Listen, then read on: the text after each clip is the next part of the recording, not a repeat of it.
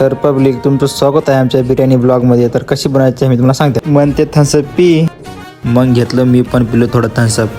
Wow क्या लड़का है, व्हेरी हँडसम. बघा आमची रूम कशी आहे. रूम मध्ये आले आम्ही. चिकन धुला भाऊ, हळद मसाला नमक लाल मिरचू लसूण पेस्ट दही पाकिट कोथिंबीर टाकला जरा मध्ये कापून लिंबू कापून टाकला मटेरियल मध्ये सगळं मिक्स केलं एक हाताने गार गार गार. कांदे कापत रडत होता भाऊला रडायला येत होतं जरा. टमाटे बी कापला सण हिरव्या मिरच्या कापला 2-3. सगळं मटेरियल झालं कापणं.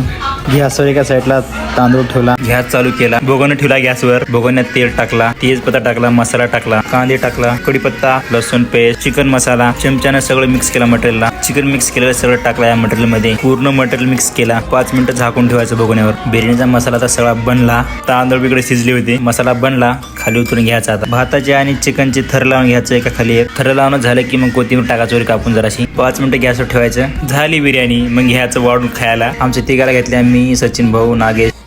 बिर्याणी चव बघायला यावंच लागते तुम्हाला, खायला पण.